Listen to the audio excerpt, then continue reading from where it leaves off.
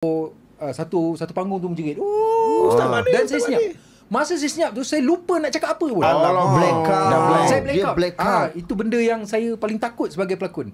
Saya black out. Apa yang aku rasa tadi? Aku nak masuk apa? Lambat tau. Tapi yang menyelamatkan saya bila jeritan audien tu lah. Macam kita nak calm down sikit, layankan dia orang dulu kan.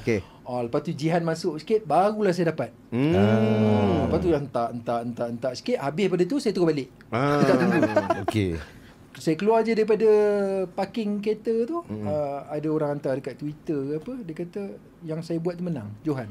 Oh ya, pecah. Tapi sama je banget teater dengan persembahan macam Maharaja Lawak ke Bintang Cik Bintang dan main pentas betul, juga kan. Betul, kita kena tahu ilmu pentas lah. Ilmu pentas. Ji, kau pernah Ji? Teater? Pernah teater? Aku pernah jual pakan teater. Oh ya? Yes. Ceritalah pengalaman sikit. Nak dengar cerita dia cerita aku cerita aku apa. So dia dah cerita pernah kena bagi. Macam mana kau rasa jadi DJ tu lebih selesa daripada jadi podcaster. Sedangkan kau pernah betul bang. Saya ada benda yang stigma macam teater tu. Mana benda ni kau tak nampak lah dulu. Dia ada barang. Ada barang. Sebab teater ni saya dicungkil bakat oleh arwah Hussein Ismail dan juga arwah Hasan Jali. Kau bawa otak apa je?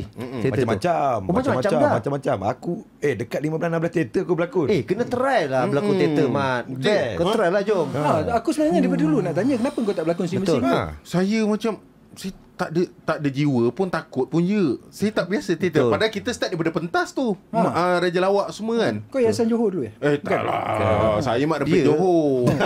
Dia asalnya Johor takut tau. Yayasan Johor kalau buat teater ni. Betul lah bang kan. Takut. Zampin apa semua. Ji, kau start daripada mana Ji? Universiti ke sekolah dulu? Aku start lepas habis SPM tu, aku saja bosan-bosan